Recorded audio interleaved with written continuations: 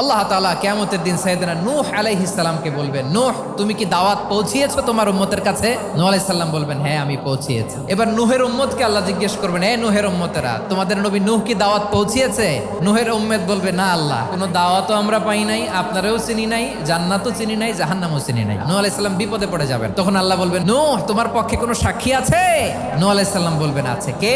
উম্মতে মুহাম্মাদি। তখন আমরা বলবো, আল্লাহর নবী নূহ আলাইহিস সালাম তিনি আপনি যা যা বলেছেন ঠিক তা তার উম্মতের কাছে পৌঁছে দিয়েছে। এবার নূহের উম্মতের সাথে আমাদের ঝগড়া লাগবে। তারা বলবে, তোমরা আসছো আমাদের হাজার হাজার বছর পরে, তোমরা কি করে জানলা? তোমাদের সাক্ষী ধর্তব্য হবে না? আমরা তখন বলবো, আমাদের কোরআনে তোমাদের নবীর নামে আল্লাহ তাআলা একটা সূরা নাজিল করেছেন, সূরাতে নূহ। দিন রাত এক করে তোমাদের কাছে তিনি দাওয়াত পৌঁছেছেন, সব আমরা জানি। আমরা যখন বলবো এই কথা, নূহের উম্মত চুপসে যাবে। তখন আমরা সত্য বলেছি কিনা এটা আল্লাহ তাআলা জানতে চাইবে বিশ্বনবীর কাছে। তখন বিশ্বনবী আমাদের পক্ষে সাক্ষী দিবেন। আওয়াজ করে বলেন আল্লাহু আকবার।